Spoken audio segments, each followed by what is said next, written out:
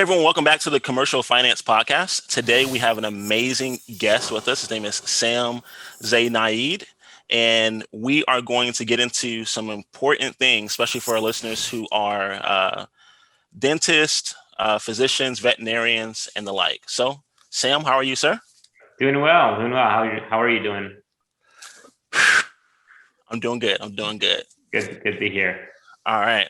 So we're basically gonna start off. Sam, can you let the listeners know what your specialty is and what you work on the most? Sure, absolutely. So I am part of Huntington's practice finance group. What that means is I work with, it's a specialty financing that I help work with dentists, medical doctors, and veterinarians to help them buy a practice, start up a practice, expand the practice, grow their practice, sell their practice, anything involving their practice. So we work a lot with the private practice owners. And essentially, we try to help them through various ways, whether it's through financing, consultation, adding value to them. Most doctors don't know where to start. So a lot of times they'll start with either CPA or they'll start with their banker. Hopefully that banker would be me.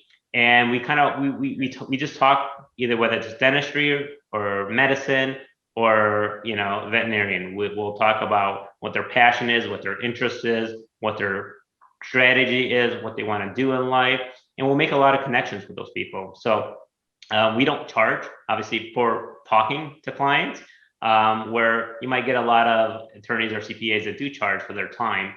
We like to add value added. And by doing so, we'll make introductions to, here's someone you can speak to for some consultation on buying a practice. Here's someone you can talk to as a very specific dental CPA, dental attorney, dental broker. To kind of open our Rolodex to you. It's a very small community in the, say the practice finance world.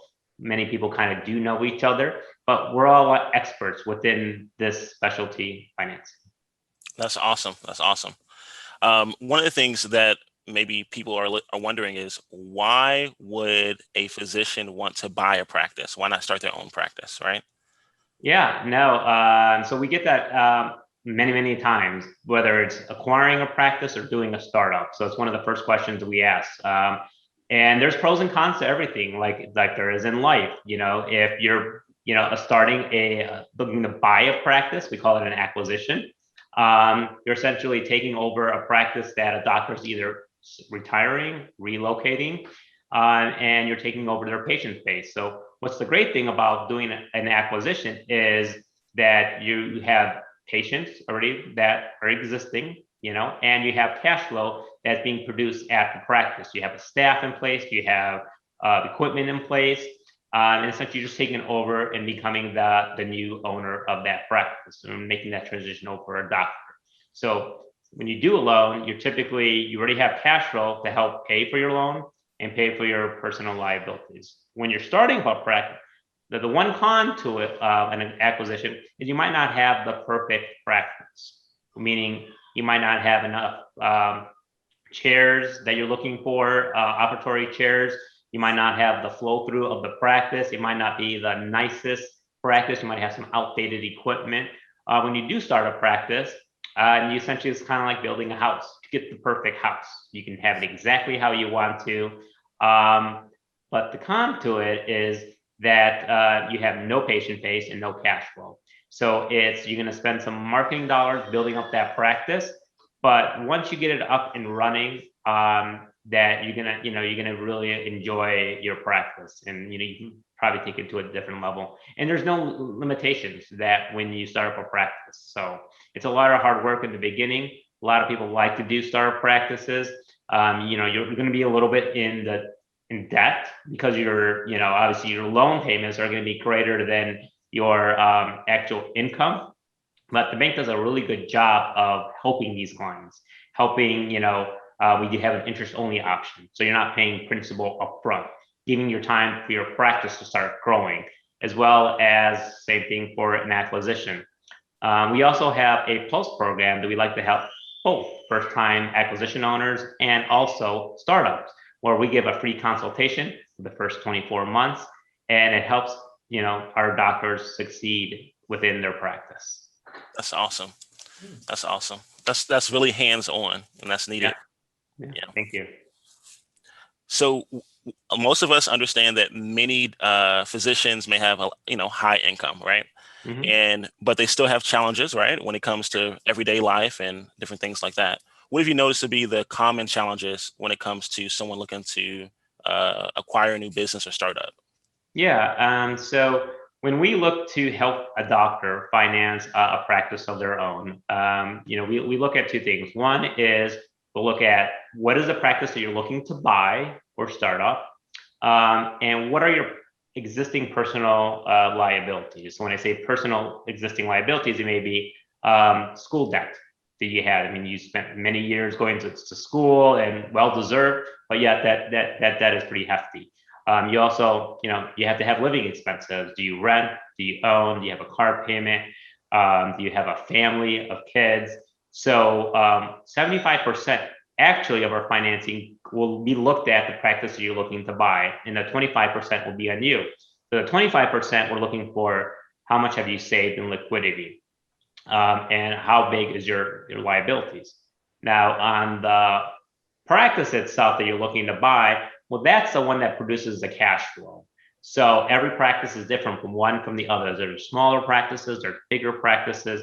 Does this practice produce enough cash flow to support itself and the loan, as well as your personal liabilities? That's awesome.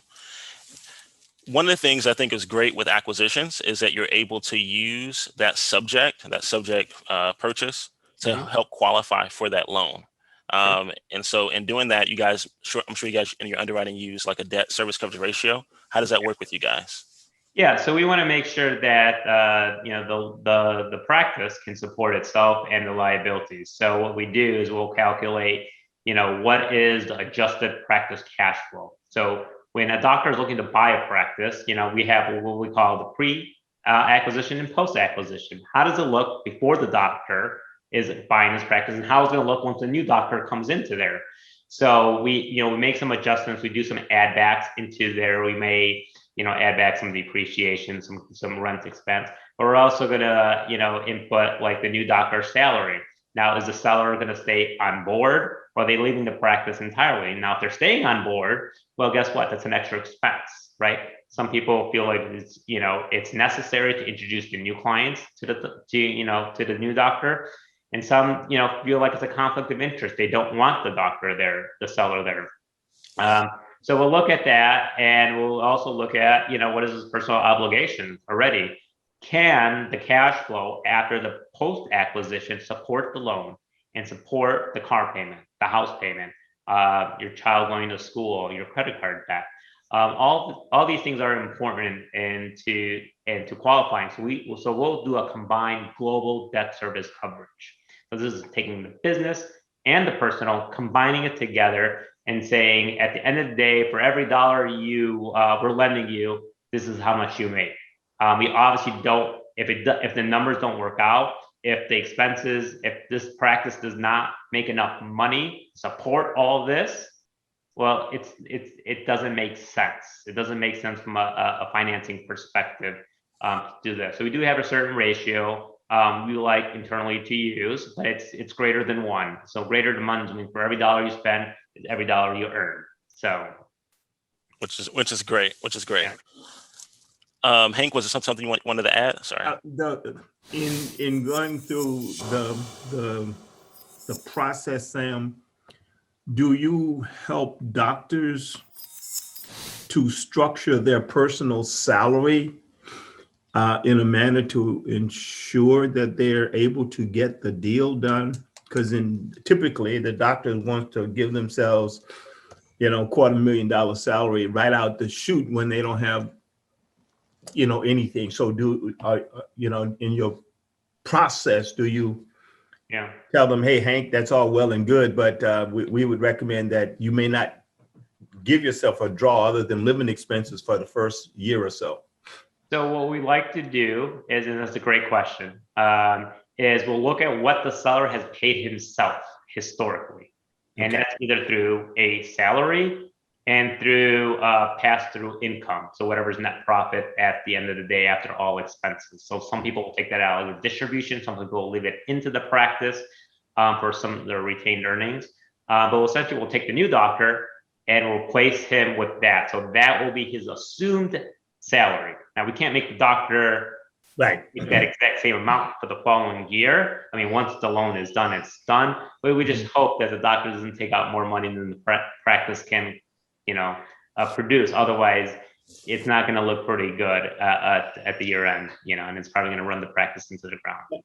My other question is, say, for instance, I wanted to buy a practice, and going through the due diligence process, the practice is showing receivables of X, say 300,000. Okay. Who determines the aging and or an estimated value of this 300,000 in receivables? Because Sure, good question. So that gets worked out between the attorney. Now we'll ask the questions: are you going to assume the receivables of the seller? Most of the time, it's no. Most of the time, the seller would still receive all those posted. Sometimes they'll make it a certain date, right, that they can have it. But a lot of times, it's not included in the sale of the transaction. But sometimes it is. Sometimes, like, yes, we're going to take over his receivables. It depends really how much it is, and I guess part of the asset purchase, right? What's included? Is goodwill included? Is the cash flow? Is the AR included? Is this equipment included? So all that gets worked out between the attorneys, and that's why it's really important to have a very specific dental attorney or medical attorney to help you with the transactions, because they've been through many of them. So you can get an ordinary attorney, but they might not have the experience that they've seen this many, many times over to help protect you, whether you're the buyer or whether you're the seller. what kind of questions would you ask for a practice that might show 5,000 patients, as a number of 5,000 as a patient count, but some of those patients haven't seen the doctor in the last 3 or 4 years? Is there some way to verify a patient count? Yeah, so what practices will typically have is they'll have total patients, right? So say that's 5,000, but we'll also look at something called active patients. And active patients, you like to determine within about 24 months. So what is your number of active patients? Good. So the good thing about nowadays is there's technology. So a lot of the software the doctors use can be able to give you all that information. When's the last time I had a dental cleaning? When's the last time I did a checkup? So. Okay. Yeah, you can get a procedures count. And we do see that number sometimes a little bit off. It gives us a question: why is that low? For example, I had an orthodontic practice that I was doing a financing for, and we noticed that active patients was less. Well, there's a couple things that contributed it. People don't realize once you dig deep what it really is, but it makes sense at the end of the day. So for an ortho, they don't see as many patients as a general dentist. So one, that's going to be lower. Also, how do they receive their payments? Is it through PPO? Is it through private pay? Now, if it's through private pay, again, you're going to see less patients, but higher dollar amounts. Whereas PPO, you might see more patients, smaller payouts. So that will drive the active patients as smaller. So when we talk to our underwriters, right, I will talk to a dentist. We will go over everything. What's the transaction? We'll do a write-up, and we'll tell the story.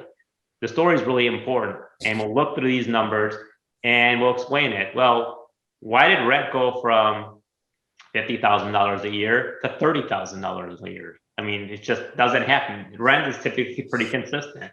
Or why did it go more? Oh, well, I acquired the space next to me and I kind of expanded. Okay, that makes sense now. I understand what you're trying to do. But the underwriter doesn't do that because they're sitting, looking at all the numbers. We need to explain it. And sometimes they'll point out stuff that we maybe missed in part of our write-up.